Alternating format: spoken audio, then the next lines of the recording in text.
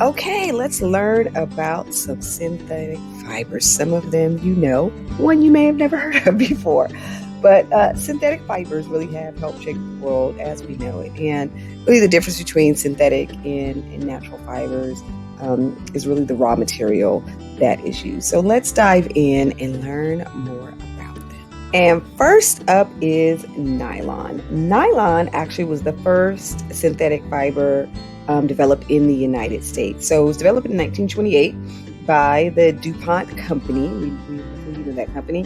And it was created by a research program to just diversify the types of products that they made. Ultimately, the fiber that was made was known as nylon, 6 nylon. There's a comma. It was introduced as a woman's hosiery item, and it was an instant success. And the name nylon was chosen for the fiber, but we really don't know why they chose that word. And at the time, there were no laws specifying generic names for fibers. So some of the properties of nylon is that it has, excellent durability. Like I said earlier, it has abrasion resistance and tenacity. It has varied aesthetics based on what the end use of the item is. It has poor absorbency, so unfortunately, on the comfort side, it will make you sweaty, and it's easy to care for. And finally, on the sustainability side, nylon resists degradation, so it doesn't break apart easily. It doesn't degrade quickly, but as a result, it resists mold and mildew and rot and many chemicals. So nylon products that are made for apparel last longer. That's why you go in the thrift store, you can find a 60-year-old nylon shirt. Next is one of the most widely used synthetic fibers, those twins, poly and ester, right? Polyester. And polyester, the polyester fiber, the first was actually produced in England, but it was introduced and created in the United States in 1951, also by the DuPont company. Polyester is sometimes referred to as the workhorse fiber. It is the most widely used synthetic fiber, in part because its fiber form is extremely versatile, and it can be blended with many other fibers. And that contributes to just desirable properties that have a blend without destroying the integrity of either of the blended fibers. In terms of the properties of polyester, aesthetic-wise, it has a variety of aesthetics because it can easily be altered by, selecting the fiber size and also what it's blended with. So it has a variety of aesthetic properties. Its durability is excellent. It can last for a long time. It has a high abrasion resistance, so it doesn't degrade easily.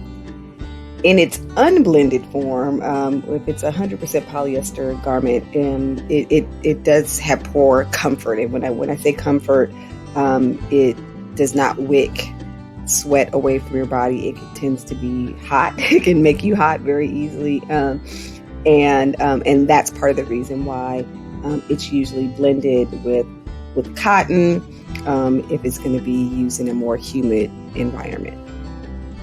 Polyester is easy to care for. That's one of its greatest properties, is that it can be machine washed. Some items can be dry cleaned, but basically it's because of what they're blended with. But the care instructions for polyester are easy, relatively simple: wash in warm water, machine dry, medium heat, remove promptly with drying, hang up, and steam dry. So the easiest care instructions ever with polyester garments. In terms of sustainability, polyester has the same pretty much characteristics that apply to nylon. And polyester, however, does use less energy to produce than nylon, but more energy than the production of cotton. Polyester just uses small amounts of water during its production, but it does still use some heavy chemicals as well. Polyester is the most widely used synthetic fiber in the United States. It's just very important in woven fabrics for apparel and interior textiles. It blends well. It's blended with cotton. Its blended fabrics are attractive, durable, and comfortable. And it can be used in woven fabrics and in knitted fabrics. Our next synthetic fiber is acrylic, or its scientific label, acrylitone trityl, and it was the first synthetic fiber. It was created in Germany in 1893, and the marketing of acrylic takes on that it has wool-like properties. So generally, acrylic items are used in the same categories as wool are, oftentimes most in knitted garments. The properties of acrylic fibers is that they're soft, warm, lightweight, and resilient, and they make really easy care fibers. So acrylics really have been called the warmth without the weight fiber. So wool sweaters tend to be thick and heavy, and acrylic fabrics tend to be lighter. So acrylics have been really successful in end uses such as sweaters and blankets in areas that used to be dominated by wool. Aesthetically, again, it has wool-like properties.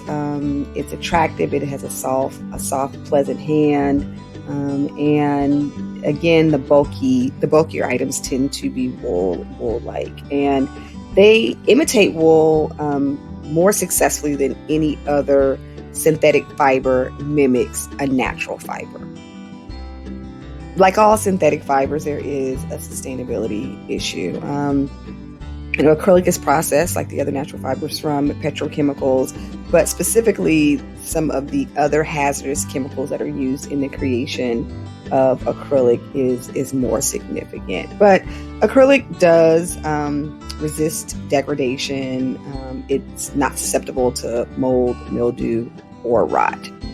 And last, we're going to talk about a fiber that you may not have heard of. The others you've heard in their context, but the last one is olefin, and it was created in the 1920s. It's actually a byproduct of the natural gas industry. That it's a leftover chemical that has been used to make a synthetic fiber.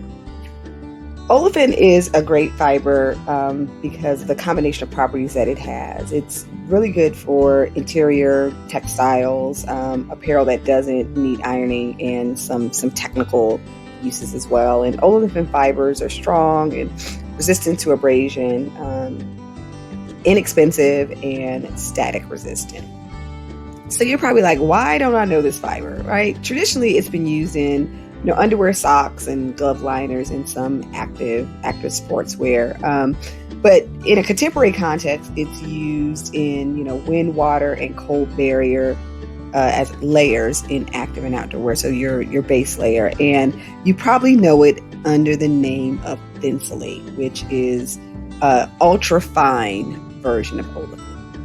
Okay, so that is your overview of synthetic fibers.